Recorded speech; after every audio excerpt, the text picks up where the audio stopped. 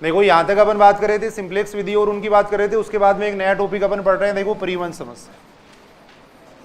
परिवहन समस्या, transportation problem.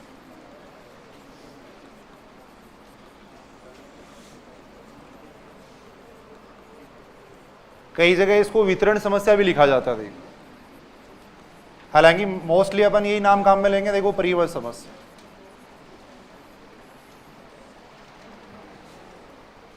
बिल्कुल इंटरेस्टिंग देखो प्रॉब्लम है, अपन देखेंगे। देखो इधर सुनेंगे, मान लो आप बहुत बड़े बिजनेसमैन हो और आपके पास 4 फैक्ट्री है, देखो या 3 फैक्ट्री है मान लो। देखो एक फैक्ट्री आपकी है जैसे मान लो सूरत में, देखो सुनेंगे इधर सुनेंगे। देखो एक आपकी फैक्ट्री है सूरत में, देखो एक है मान लो मुंबई में। देखो एक कहां पे लेनी है बताओ, है कहीं भी अहमदाबाद में ले लेते हैं या कहीं भी ले ली, मान लो ये ले ले। ये 3 फैक्ट्री है देखो आपके पास, 3 बड़ी फैक्ट्री है। देखो अब यहां से देखो आपको सामान पहुंचाना है, देखो एक तो झुंझुनों में पहुंचाना है। देखो मान लो झुंझुनों के अंदर आपकी दुकानें हैं, देखो यहाँ बहुत बड़े बाजार है आपके पास। एक तो मान लो झुंझुनों के अंदर है, देखो एक मान लेते हैं अपन सीकर के अंदर मान लेते हैं, एक अपन मान लेते हैं बीकानेर में मान लेते हैं, ये मान लेते हैं, ये मान लेते हैं। अब ट्रांसपोर्टेशन प्रॉब्लम का मतलब क्या होता है, देखो यहाँ आपके पास सामान बनता है, देखो यहाँ सामान बनता है, मान लो इस फैक्ट्री के अंदर, देखो सुनेंगे इधर सुनेंगे, देखो समझेंगे एक बार। ये जो फैक्ट्री है यहाँ पे मान लो 50 इकाई सामान बनता है, देखो आपके पास। इस फैक्ट्री के अंदर मान लो 30 इकाई सामान बनता है, इस फैक्ट्री के अंदर मान लो 20 इकाई सामान बनता है, देखो है। ये तो अवेलेबिलिटी है, देखो इसको तो कहते हैं अपन उपलब्धता। देखो ये तो कहलाती है उपलब्धता कहलाती है, देखो ये कहलाती है। देखो यानी आपके पास इतना सामान उपलब्ध है, देखो सूरत में इतना सामान उपलब्ध है, मुंबई में इतना उपलब्ध है, सुनेंगे देखो इधर अहमदाबाद में इतना सामान उपलब्ध है। देखो अब यहाँ देखो अपने पास ये दुकानें, यहाँ पे आपको सामान भेजना है। देखो मान लो सूरत से झुंझुनू भेजना है, सूरत से सीकर भेजना है, बीकानेर भेजना है। देखो अब यहाँ अलग अलग कॉस्ट लिखी हुई है। देखो मान लो ये लिखी हुई है, देखो सूरत से झुंझुनू भेजने का मान लो एक प्रति इकाई जो किराया है वो मान लिया अपन ने 10 रुपये मान लिया। देखो प्रति इकाई किराया जो मान रहे हैं वो अपन 10 रुपये मान रहे हैं। देखो सूरत से मान लो सीकर में भेजने का 8 रुपये मान लिया। देखो सूरत से बीकानेर में भेजने का मान लो 9 रुपये है। देखो मुंबई से यहाँ भेजने का मान लो प्रति इकाई किराया अपने 12 रुपये मान लिया, ये 11 मान लिया, ये 3 मान लिया, जो भी यहाँ मान लो 8 मान लिया, यहाँ 7 मान लिया, यहाँ 6 मान लिया। तो आपको ये देखना है कि कौन से फैक्ट्री से कहाँ पे सामान भेजेंगे, कम से कम किराया लगे। देखिए ट्रांसपोर्टेशन प्रॉब्लम का मेन उद्देश्य ये होता है।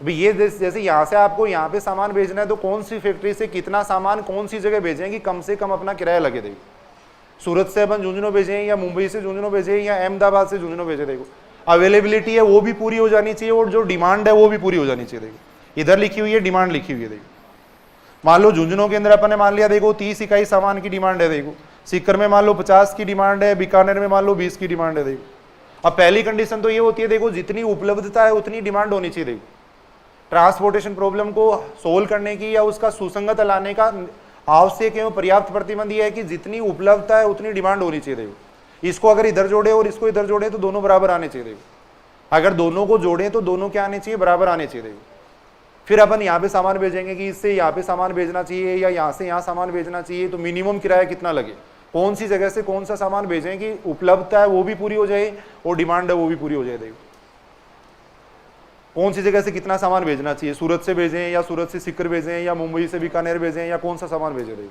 तो वेरी इंटरेस्टिंग है, 2-3 मेथड होते हैं वो अपन देखेंगे इसके। देखो है ना, तो उद्देश्य तो देखो अपना इसको परिवहन समस्या को हल करने का उद्देश्य तो क्या हो गया, देखो अपना न्यूनतम लागत ज्ञात करना। उद्देश्य तो हो जाएगा अपना न्यूनतम लागत ज्ञात करना। देखो इसको बनाओ तो बना लो एक बार आप लोग।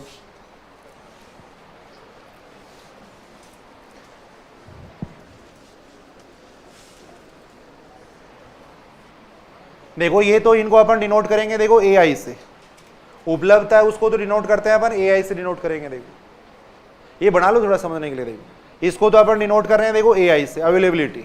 इधर अपन डिमांड कह रहे हैं, इसको कह रहे हैं BI कह रहे हैं, BI कह रहे हैं।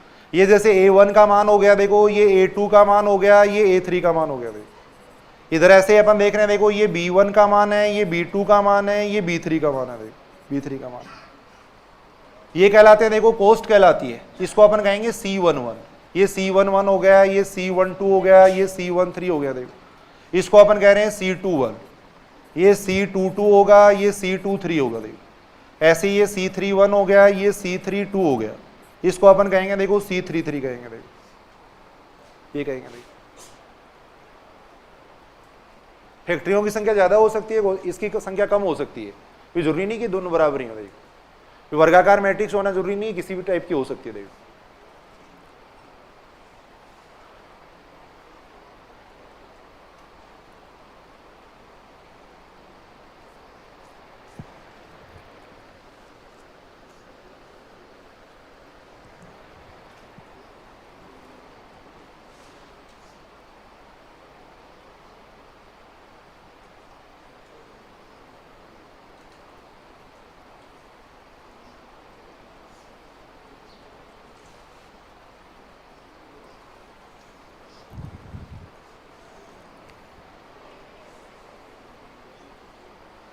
इनको C11, C12, C13 कहेंगे। देखो अपन अब मान लो यहां से अपने को, देखो यहां से यहां तक अपने को पहुंचाना है, मान लो जैसे 20 इकाई सामान पहुंचाना है। देखो यहां से यहां तक मान लो 20 इकाई सामान पहुंचाना है। देखो तो इस 20 इकाई को अपन डिनोट करेंगे देखो अक्साइज से, इसको अक्स11 कहेंगे। देखो ये मात्रा कहलाएगी, इसको अक्स11 कहेंगे। यहां से यहां तक कितना सामान भेजना है उसको अपन कहेंगे अक्स12 कहेंगे। देखो ये कॉस्ट कहलाती है, ये मात्रा कहलाती है। देखो इसको अपन डिनोट करेंगे अक्स11 से डिनोट करेंगे। ऐसे एक डायग्राम बना लो थोड़ा समझने के लिए। देखो अभी देखते हैं हम।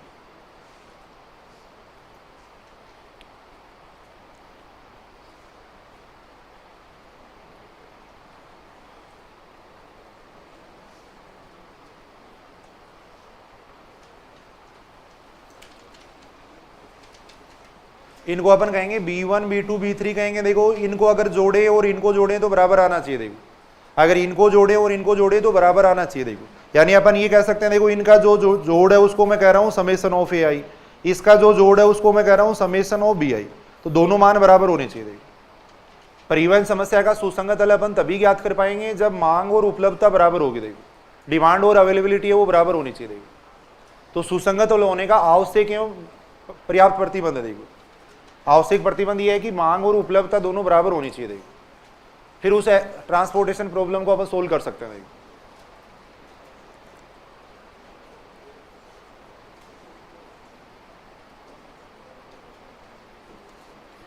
तो यहां देखो थोड़ा सा इस तरीके से लिख लेना। देखो उद्देश्य तो क्या हो गया, देखो इसका परिवहन समस्या का उद्देश्य। देखो परिवहन समस्या का उद्देश्य, देखो एक वस्तु है वो विभिन्न स्थानों पर उपलब्ध है। देखो एक वस्तु विभिन्न स्थानों पर उपलब्ध है,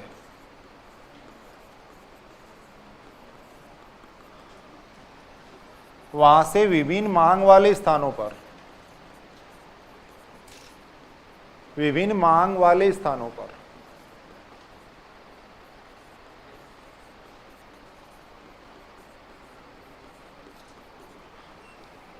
पर पहुंचाने की न्यूनतम लागत ज्ञात करना, न्यूनतम लागत ज्ञात करना।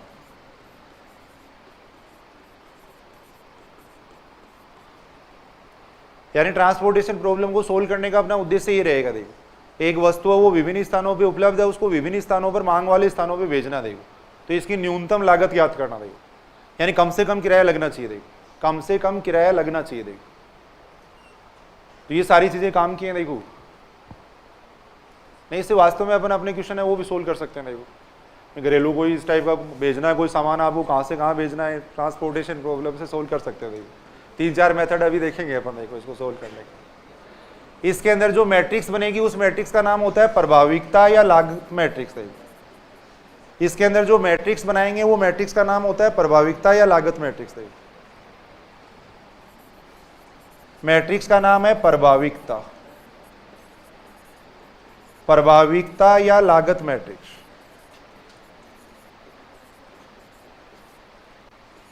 मैट्रिक्स का नाम ये होता है।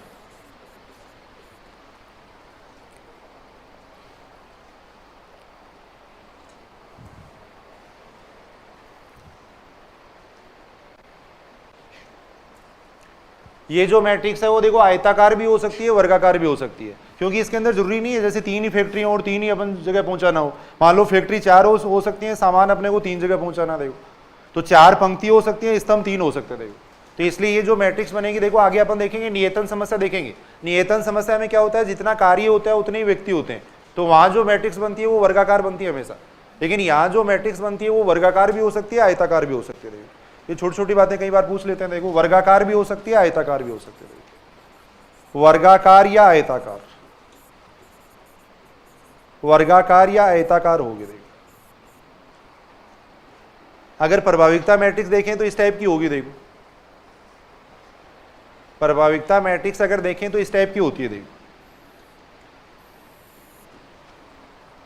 ये देखो प्रभाविकता मैट्रिक्स है वो इस टाइप की मैट्रिक्स होगी। यहां तो जैसे मान लो गोदाम में, यहां से अपने को सामान भेजना है, इधर भेजना है। देखो तो इसको तो मैं कहता हूं देखो ओरिजिन, यहां सामान बनता है मान लो, तो इधर तो लिखेंगे अपन ओरिजिन लिखेंगे, उद्गम स्थान लिखेंगे। देखो उद्गम स्थान या ओरिजिन,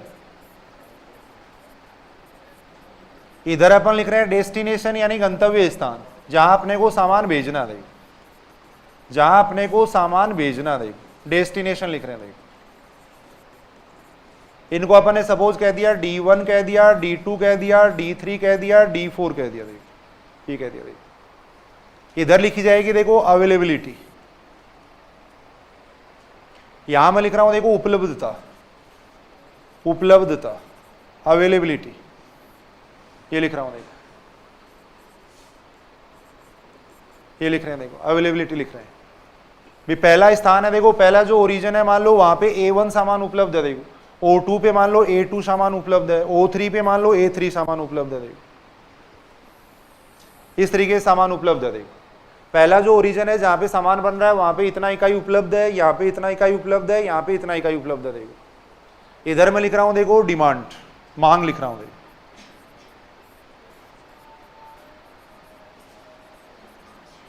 B1 है मान लो, B2 है, B3 है, B4 है। देखो इधर अवेलेबिलिटी लिखिए। देखो ये लिखिए। यहां अपने वो कोस्ट दी हुई आएगी। देखो C11 दिया हुआ आएगा, C12 ये क्वेश्चन में दिया हुआ आएगा। देखो ये अपने वो क्वेश्चन में दिया हुआ आएगा। देखो ये क्वेश्चन के अंदर दिया हुआ आएगा। देखो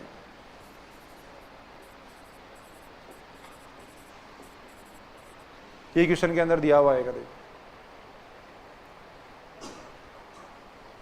ये दोनों मान हमेशा बराबर होने चाहिए। देखो इधर इसको जोड़े इधर जोड़े तो ये हमेशा बराबर आएगा। देखो समेशन ऑफ AI है वो बराबर होगा समेशन ऑफ BJ के। देखो समेशन ऑफ AI है वो समेशन ऑफ BJ के बराबर है। ये कॉस्ट लिखी हुई है। देखो यहाँ पर O1 से D1 पे सामान भेजने का इतना किराया है। देखो O1 से D2 पे सामान भेजने का इतना किराया है। देखो ये किराया। देखो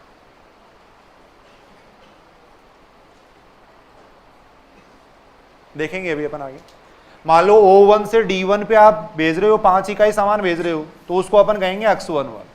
ये X11 हो गया। देखो फिर जहां से भी भेज रहे हैं, मान लो यहां से अपन सामान भेज रहे हैं, यहां से यहां पे सामान भेज रहे हैं, उसको अपन कह देंगे X2 कह देंगे। देखो जहां भी सामान भेज रहे हैं, मान लो यहां से अपन सामान भेज रहे हैं, उसको अपन कहेंगे X34। तो X34 है वो किसको डिनोट कर रहे हैं, देखो X1 है ये किसको डिनोट कर रहे हैं, मात्रा को।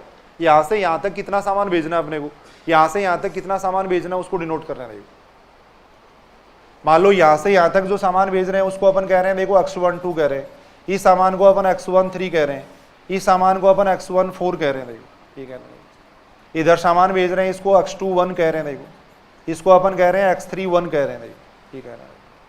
आगे इसका गणितीय रूप भी लिखेंगे अपन। देखो गणितीय रूप अपन लिखेंगे। देखो अब कंडीशन क्या होगी, देखो ये सारे X11, X12, X13, X14 अगर जोड़े तो ये किसके बराबर आने चाहिए, A1 के बराबर आने चाहिए। देखो तो ये जो मात्रा है, देखो पहला जो ओरिजिन है वहां पे कितना सामान उपलब्ध है, देखो इतना सामान उपलब्ध है, इतना सामान। तो अपने O1 से D1 पे ये सामान भेज दिया, O1 से D2 पे इतना सामान भेज दिया। देखो O1 से D3 पे ये सामान भेज दिया, O1 से D4 पे ये सामान भेज दिया। तो ये टोटल जो सामान है वो किसके बराबर होना चाहिए, A1 के बराबर ही तो होगा।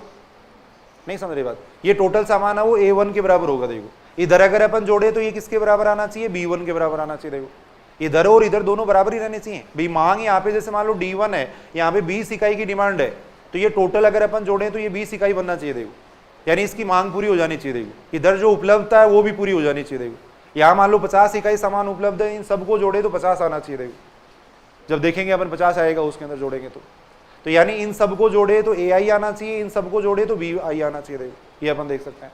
लागत कैसे ज्ञात करेंगे लास्ट में, देखो अपन ने मान लो ये किराया 5 रुपए था, देखो सुनना इधर सुनना, देखो एक बार और ये लिखेंगे अपन, इसका ये मैथमेटिकल फॉर्म में लिखेंगे तो समझ में आएगी बात। देखो यहाँ देखो अपन जैसे ये 5 रुपए किराया है, इस 5 रुपए के हिसाब से अपन ने 10 इकाई सामान बेच दिया, तो अब किराया कितना हो गया, 5 गुणा 10 यानी 50 ही तो हो गया।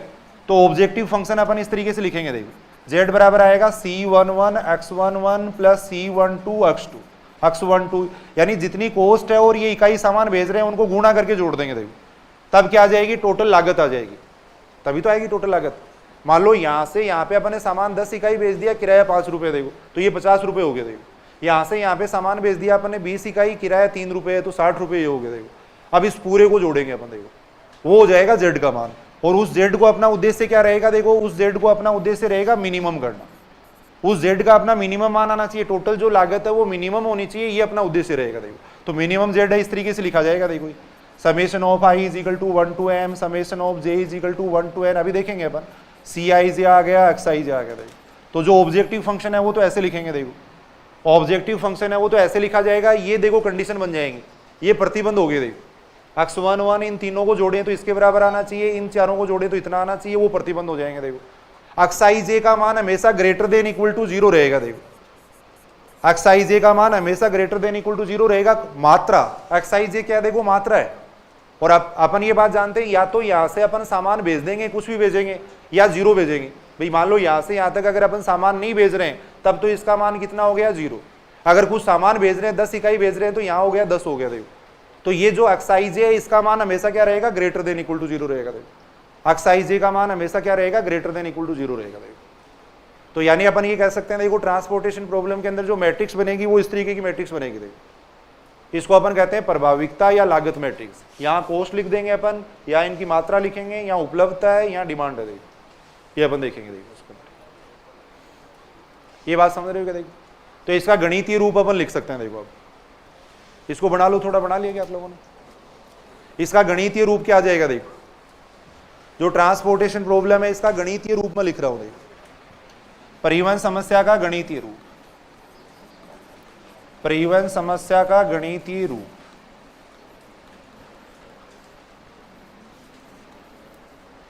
गणितीय रूप उद्देश्य हो जाएगा अपना मिनिमम z का मिनिमम मान ज्ञात करना। देखो यहां आ जाएगा summation of i is equal to 1 to m, summation of j is equal to 1 to n, Cij Xij, यानी ये लागत होगी, टोटल लागत है, उसको अपना उद्देश्य है मिनिमम करना। देखो कंडीशन ये बन जाएंगे, देखो summation of i is equal to 1 to n, Xij है वो बराबर होना चाहिए किसके, देखो ai के,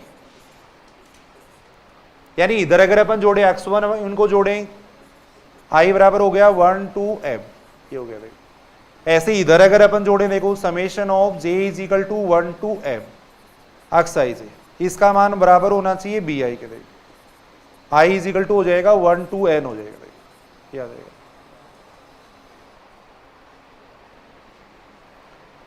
ये आएगा। j का मान अपन 1 से m तक ले रहे हैं, i का मान हो जाएगा 1 से m तक, ये आ जाएगा।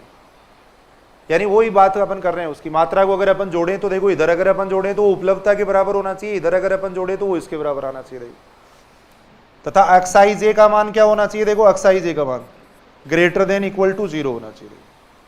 Xij का मान ग्रेटर देन इक्वल टू 0 होना चाहिए। देखो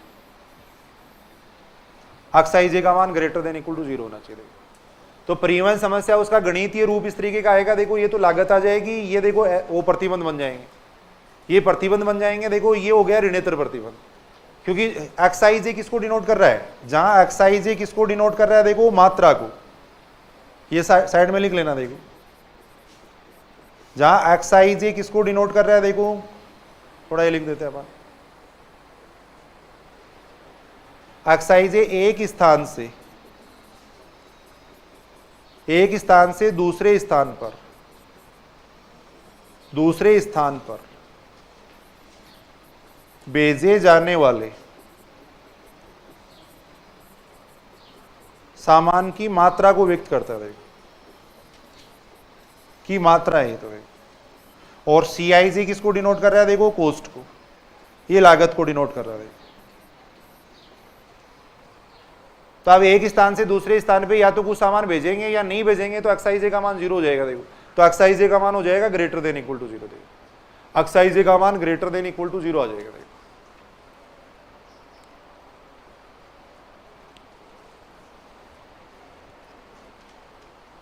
ये अपन देख रहे हैं। देखो परिवहन समस्या को हल करने की देखो 3 विधियां होती है।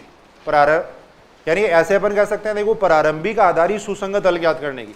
वैसे तो उन 3 विधियों से केवल प्रारंभिक आधारित सुसंगत हल आएगा, फिर उसको आगे और चेक किया जाएगा कि वो सही उत्तर आया या नहीं आया। देखो तो अपन ये कह सकते हैं, देखो हल करने की विधि,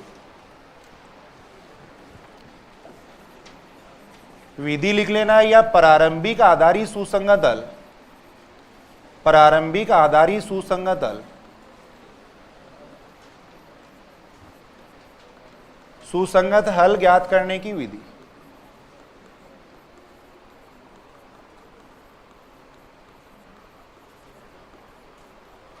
प्रारंभिक आधारित सुसंगत हल ज्ञात करने की विधि, सुसंगत, प्रारंभिक आधारित सुसंगत हल ज्ञात करने की विधि।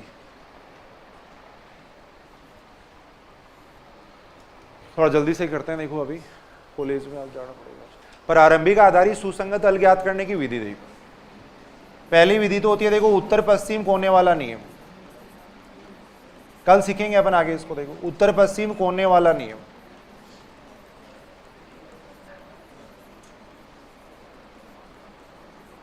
North west corner rule, north west corner rule, उत्तर पश्चिम कोने वाला नियम। सेकंड है देखो न्यूनतम लागत विधि, न्यूनतम लागत विधि।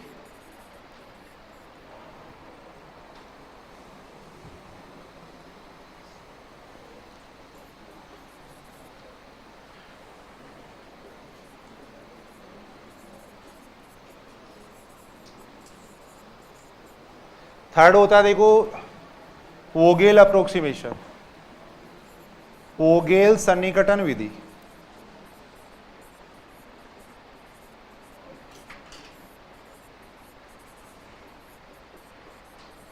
Vogel approximation,